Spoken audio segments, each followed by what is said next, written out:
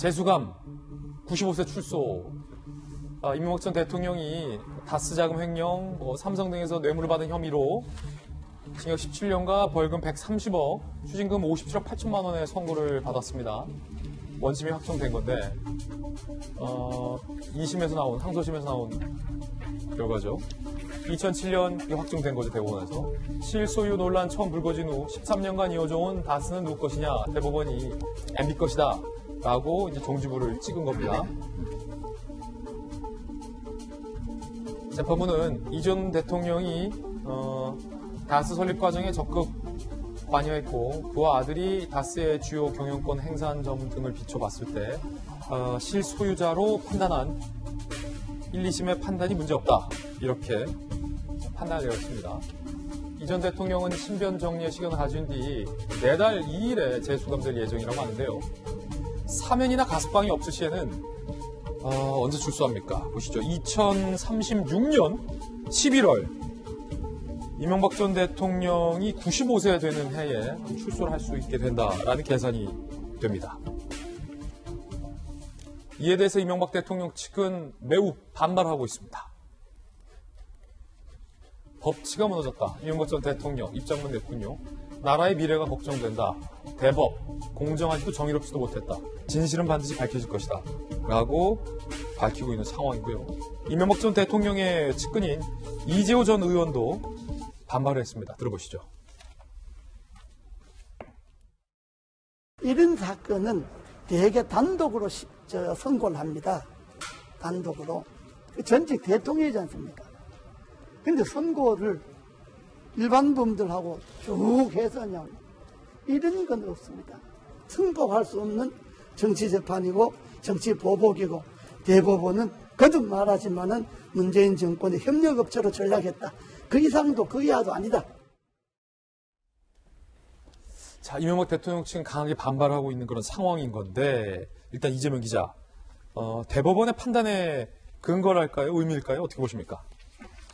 결국은 다스가 실소유자가 누구냐, 이 논란이 이제 핵심이었던 거죠. 근데 이게 이제 처음 제기됐던 게 2007년입니다. 그러니까 이제 대선 당시에 이제 경선 본선을 치를 때 다스의 실소유자가 문제가 됐던 건데, 그 어떻게 보면 13년 만에 법적 판단이 났다, 여기에 이제 의미가 있는 거고, 지금 조금 전에 이제 이명박 대통령 측에서는 굉장히 이제 강하게 대법을 비판했는데, 그 이유 자체가 일관되죠. 다스는 본인의 회사가 아니라 큰형님과 처남이 만든 회사다. 나는 전혀 관여하지 않았다. 이걸 일관되게 주장했었는데, 지금 뭐 1, 2심뿐이 아니라 대법원에서도 다스를 설립하는 과정, 그리고 다스의 경영권 행사 과정에서 이명박 전 대통령의 아들 등이 직접적으로 이제 관여했고, 이런 것을 봤을 때 실소유주가 맞다, 이렇게 봤습니다. 그러다 보니까 다스가 횡령했던, 그러니까 비자금 조성을 했던 252억 원, 그리고 다스의 미국 소송 비용 등을 삼성등이 됐는데 그 한 94억 원 정도 뇌물, 이 전체가 다 사실 실질적으로 이명박 대통령이 직접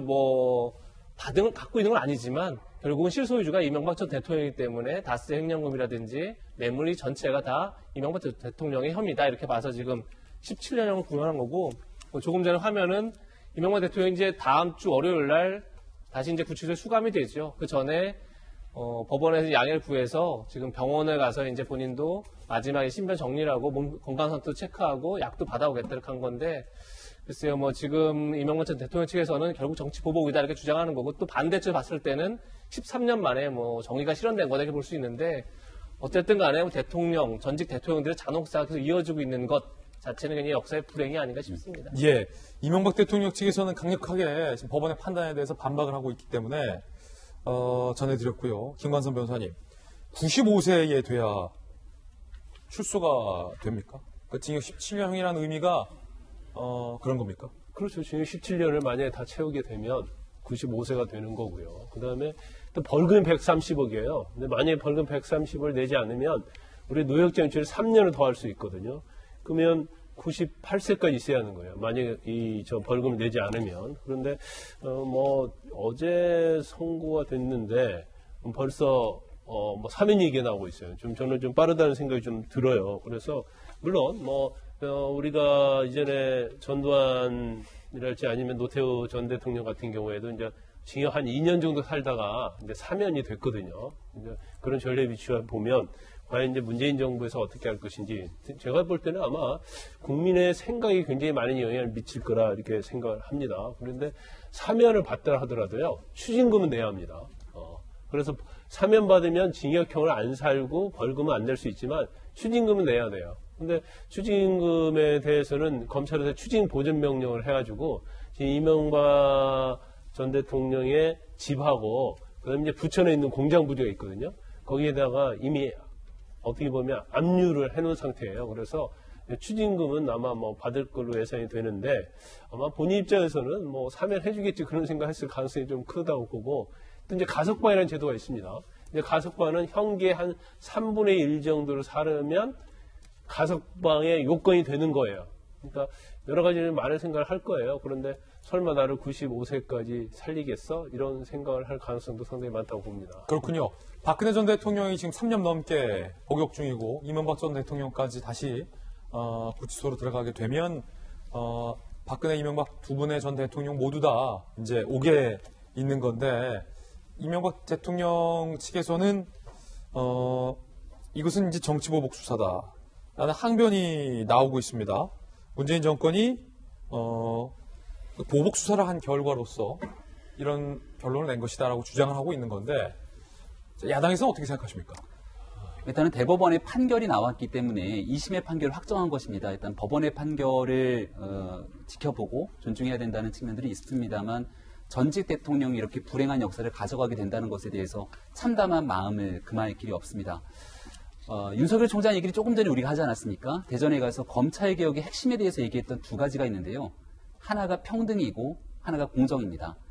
이명박 전 대통령은 대통령 임기를 마치고 박근혜 전 대통령의 임기 시간 동안 대한민국 전직 대통령 국가 원로로서 활동을 해왔고 그리고 박근혜 전 대통령이 탄핵당한 이후에 문재인 정부에 들어오고 나서 전 대통령에 관련된 수사 그리고 그 수사에 대한 내용은 아주 오래전으로 거슬러가는 수십 년 전의 이야기들까지 하나둘 정말 남김없이 모든 것들을 끌어다가 수사한 것 아니냐 이런 비판에 직면해 있었던 적이 있습니다.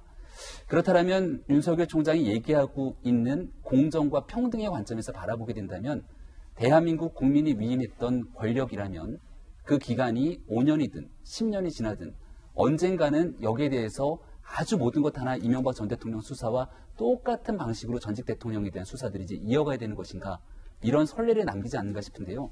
아마도 많은 국민들께서 바라보시기에 언제까지 대한민국이 전직 대통령을 이렇게 늘 불행하고 또 늘 사법적으로 처벌을 받고 늘 감옥에서 불행한 역사가 반복돼야 되는 것에 대한 안타까운 마음을 갖고 계신 국민들이 많을 거라고 생각합니다.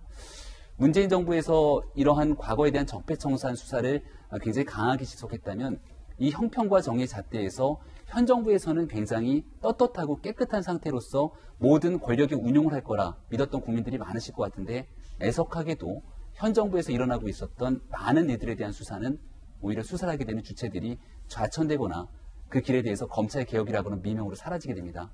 이 일에 대한 총체적인 문제를 바라보는 관점에서 이명박 전 대통령에 대한 대법 선고 그리고 대한민국이 가야 될 미래 검찰개혁을 둘러싼 문재인 정부의 과제 이 모든 것들이 하나로 얽혀져 있지 않는가 생각합니다. 예, 김병민 비대위원의 견해까지 들어봤습니다.